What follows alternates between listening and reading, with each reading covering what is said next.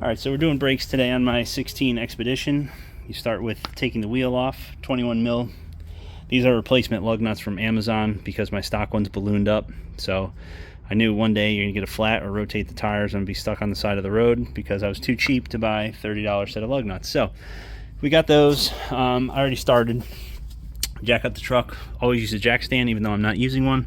Just using it to support the caliper. We have a 13mm bolt here, a 13mm bolt here, and then these are also 21s. It's probably some American size, but I use millimeters for everything. So you're just going to break all those loose. Once you break these bolts loose on the caliper bracket, I take a flathead and I just go right here and I go, and the caliper comes up and off. Make sure you support it so it doesn't stretch the hose or, you know, potentially break it or puncture it. There are the two bolts. And then I am going to remove these. I did buy all this stuff from Rock Auto. It was not expensive. I want to say I bought Raysbestos brake pads and rotors. Yep, I got Raysbestos rotors, and then I got Raysbestos pads as well. All in total, I think I spent $125, $130. I got middle of the road stuff for the old girl because these brakes are pretty heavy duty as it is. Raysbestos usually makes decent stuff, so I wasn't really sweating it. So I'm going to do both fronts. You can tell these things are smoked. I've been leaning on this truck pretty hard lately, so I feel this, and I'm pretty sure the rotor is eventually just going to crack on me or something, and it's not easy to shut this big fridge down. So that's it. I'm going to pop the caliper bracket off. I'll pop the rotor off. Sometimes the rotor gets stuck around the hub, builds up rust and corrosion, so you're going to take a hammer and just smack the back of the rotor, and you can keep spinning the hub like this and just keep beating it in different spots, and eventually it'll just come off or fall off. So that's where we're going next here. Alright, got the caliper mounting bracket off. You can see my pads are absolutely smoked. Looks like one of those commercials for CeraVe or Jergens or something like that. So here's the rotor.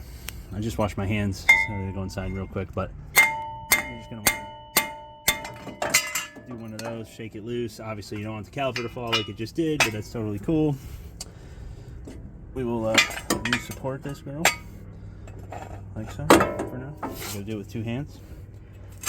Very difficult, this one-handed filming stuff. Okay. I gotta wash my hand again. But whatever, so that's it. Just keep smacking the rotor until it comes off. You could always take a drill with the wire wheel on the attachment on it or whatever and just buzz around the center hub there and just grease it so it doesn't happen again to you, especially if you live in the Rust Belt. Down here I really don't care, so I'm not going to do that.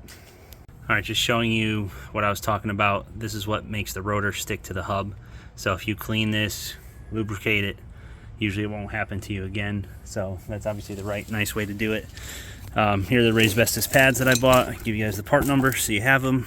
MGD2087CH. That does both front calipers, left and right. And then I bought these rotors, which are 680508R. Oh, they are side to side. I didn't think they were. Let's see if this girl says L on it. No, same part number. Alright, so we don't care. They're not directional. Doesn't have to go side to side. I did get the black E-coated ones in the center there, just so it looked nicer, so to speak, behind the wheel, and it wouldn't rust for now. So, same deal. Just goes right back on the same way. You can put the rotor back on here, put the caliper bracket on. I don't have to push the pistons in. What I do is I put one brake pad in here, like so, and then I have a C-clamp tool, and I just pull the pistons in like that. Usually it's good practice to pop the hood, open the brake reservoir, and that lets the fluid push back out without trying to blow the cap off or pressurizing somewhere else, so to speak. So I'll just crack the cap here, and then we will do that next. So I'll just show you a quick demo of all my crap everywhere. I need you, Pikachu. So here's this deal. You can get these Harbor Freight, Amazon, Home Depot, whatever the hell you want. You're just going to do one of these. just like that, and then just twist this arm in, and it'll compress both pistons at the same time. You may have to do one side at a time depending on how the tool works. They also rent the tool at AutoZone, where it's basically a flat piece of stock, and then you just tighten it with a torque wrench and it pushes the pistons in. So it's all the same crap. All right, so here it is, the new rotor on. Pushes on like so, no orientation specific. I push both pistons down flat with the caliper and my little C-clamp. So now I can put, where did one fall out? It's up to you if you want to use these pad retainers or pad sleeves, whatever you want to call them, anti-rattle clips. They really don't make a huge difference. If the pad fits in there very loosely and it slaps around, you will hear some pad knock. I will spray this rotor with brake clean, and then I will put the pads in, and this side will be buttoned up. I mean, overall, it's like a, 30-something minute job aside. It's really not a lot of work, but all depends if you have the tools, the time, the ability, and the desire. So let's open the pads up. Here they are. They come with new anti-rattle clips. I'll probably just put them in just to be nice.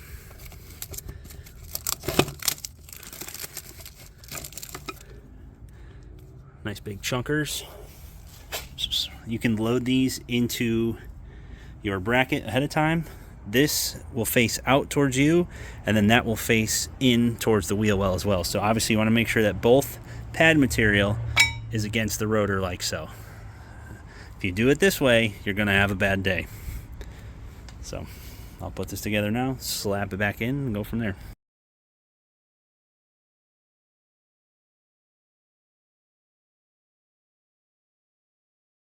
All right, just showing you real quick how it's oriented. So the anti-rattle clip, the big fatty tab piece, has to be sticking out away from any obstructions. You want it in the front, because if it were to go on this side, you obviously run the risk of hitting the rotor and making a scraping noise and yada yada yada. So there are the pads loaded. Now you can feed it off of that. I'm going to put a little Loctite on these big bolts, which holds the caliper mounting bracket to the rotor, or to the spindle I should say, and then tighten it down.